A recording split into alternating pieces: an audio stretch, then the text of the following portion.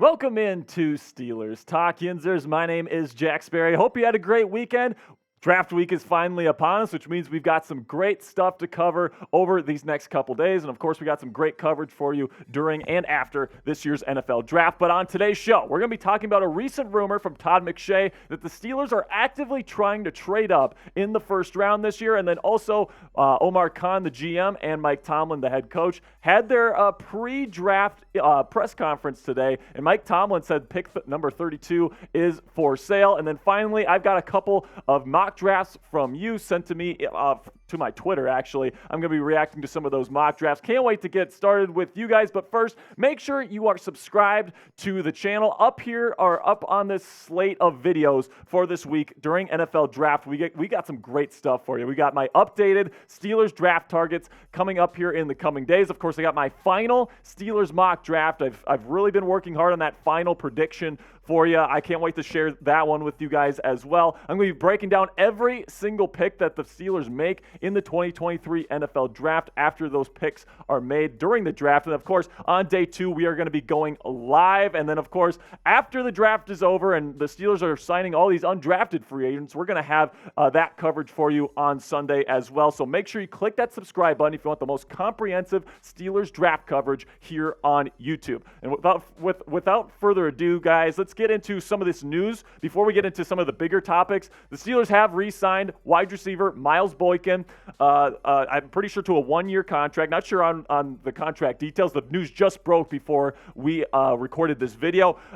Backup receiver. He's going to be, you're re-signing him to be a depth piece here in the wide receiver room. He's a good backup piece at 6'4", 220 pounds. Bigger guy, red zone guy if you need him to come in. Like say if George Pickens, God forbid, got hurt, he's a good player to have in your locker room. So without further ado now, let's get into some of these rumors, which are very exciting. And there's a report from ESPN draft analyst Todd McShay that the Steelers are in conversations with both the Chicago Bears and the Tennessee Titans to move up to 9 or 11, respectively, in the first round. This is what Todd McShay had to say on this. I've heard Pittsburgh has contacted multiple teams, including the Bears at number 9 and the Titans at number 11, about trading up for an offensive tackle. The Steelers need a long-term answer as protection for Kenny Pickett, and there are 3 potential cornerstone left tackles in this class who will be available in that range. So I actually concur here with Todd McShay. I mean, he's obviously hearing whispers around the league what the Steelers are trying to do, but it really does seem like Omar Khan is trying to be aggressive here, and I really think that they're in love with one of the top 4 offensive tackle prospects in this year's NFL draft class. Paris Johnson Jr. is the guy that I think is the guy. That's the guy that I would target, at least if I were Omar Khan. He's my number 1 guy on my board. Peter Skoronski would also be a good piece there. Broderick Jones really does fit what the Steelers are looking for in terms of a power blocking skill set. And same thing with Darnell Wright. The question with Darnell Wright is, can he move over to the left side? But if they draft him, I think that he could fit either on the left or the right. But let me know what you guys think. If you are trading up to either 9 or 11 here to take an offensive tackle, which guy do you want the Steelers to take? Type PJ if you want Paris Johnson Jr., type PS if you want Peter Skoronski, BJ if you want Broderick Jones, or DW for Darnell Wright. This is going to be the pinned comment on today's show. So whenever you get an ad break here on today's video, just do me a favor, go down to the comment section, find that pinned comment. It'll be right there at the top and answer today's question.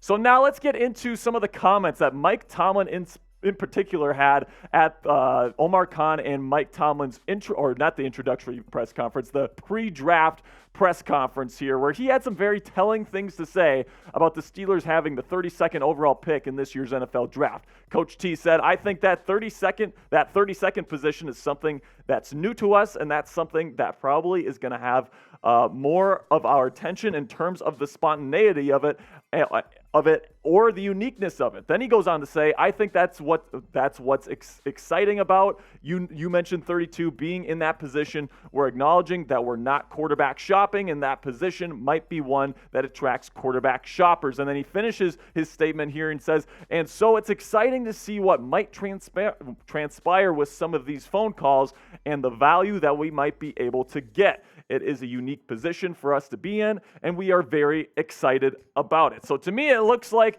The Steelers are going to be very, very busy early on in this year's NFL draft. It seems like 17 and 49 are kind of what they're trying to package together to move up to number 9 or number 11 to take their guy at offensive tackle. And then once pick number 49 is gone, it seems like the Steelers are definitely open to trading number 32 overall to a team like maybe the Dolphins that really, really want an offensive tackle. Say like somebody like a Broderick Jones falls to 32 or something like that. They might be wanting to trade up. If Hendon Hooker is still there at number 32, start of day 2, someone might want to try to trade up. It seems like the Steelers are going to try to take advantage of that, try to trade up for the guy that they want in round 1, but then trade down to get some more draft capital and fill out some of the other needs in this year's draft. All right, guys, go ahead right now. Go to the Chat Sports website. If you want a brand new Steelers draft hat, officially licensed here, I really think that this year's draft hat is unique. It's very cool. You got that logo in the middle. I really like the stone color that they're bringing in this year. And then also my personal favorite is this black and gold color with the gold lettering. I just think this screams Steelers. And we just got a couple more of these left on our website, guys. So make sure you get yours before it's too late. If you want to be wearing the same headgear as the 2023 draft class for your Pittsburgh Steelers, you got to go chatsports.com/Steelers draft hat to get your Steelers draft hat today. All right, so now I am going to react to a couple of your mock drafts sent in to me via Twitter. I appreciate everybody that sent in a mock draft. I promise you, if I haven't given you a response on Twitter yet and you're not on today's show, I will give you a response on Twitter just as a thank you for sending in. We have 3 mock drafts to react to today. First one coming from Anene Shadra, who has Joey Porter Jr. going at pick number 17, Anton Harrison at the top of round 2, Trenton Simpson, inside linebacker, at pick 49, Siaki Ika in round 3, and then Malik Cunningham, quarterback, going in round 4. So here are my thoughts on this. Joey Porter Jr., personally, I don't think the Steelers are going to be drafting a cornerback in the first round. Many Steelers fans think that's the best idea, and personally, I'd be okay with it. If the pick is Joey Porter Jr., I think that'd be a great pick. I just think that Omar Khan, Mike Tomlin, they're trying to find that guy at left tackle in the first round. Plus, you take a look at Andy Weidel, Omar Khan, Mike Tomlin. They're trying to integrate kind of that Howie Roseman Eagles strategy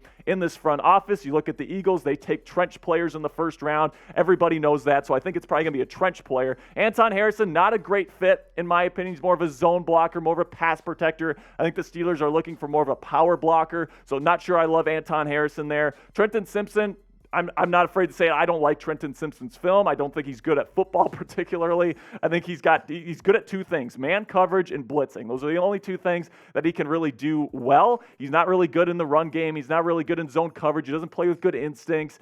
His reaction time is slow. Like, he's just not a good football player. A great athlete, high upside guy, but overall, I would much rather take someone that's more pro-ready. Then Siaki Ika, I think you could probably get him at pick 120 because he's a true nose tackle. I think that round 4 is probably where the Steelers are going to want to try to address that. I think round 3 is a little early for Ika, in my personal opinion. And then Omar Khan and Mike Tomlin said today that they're not drafting a quarterback, and let alone in round 4. Like, if they draft a quarterback, it's going to be round 7. Don't think it'll be in round 4. And if it's in round 4, it's definitely not going to be Malik Cunningham. In my opinion, he's a 7th round quarterback. Then we get into Dom Schrader here, friend of the show here. He really hasn't changed his mock draft much over the last couple of months. He's always had Joey Porter Jr. at 17 and Darnell Wright at number 32. But here's the thing, Darnell Wright, with the hype that he's getting and how well he's done in this draft process, there's no way he makes it to number 32. Absolutely no way. If you want Darnell Wright, you're either going to have to trade up for him,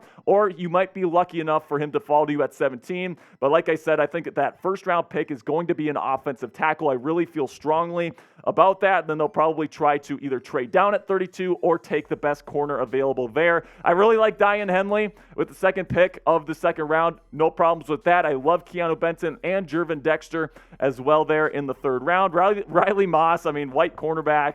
I guess that one's kind of funny. I'm not too keen on Riley Moss, if I'm completely honest with you. Not a huge fan of his, but I guess that's a fun pick. And then you got Robert Beal Jr. and Daniel Scott.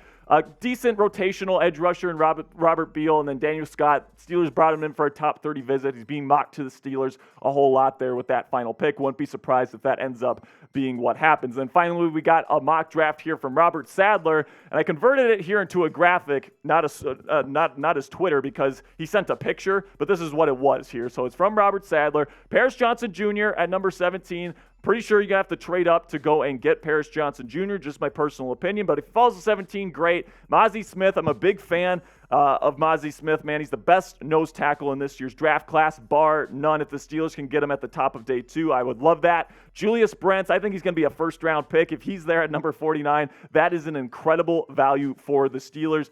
Fits what they want to do perfectly. Great athlete, very long, very instinctual player. They got Nick Herbig, who I know Robert is a huge fan of. I'm a little bit lower on Herbig because he played edge in college, and he was more of like an off-ball edge kind of hybrid because he's a bit smaller.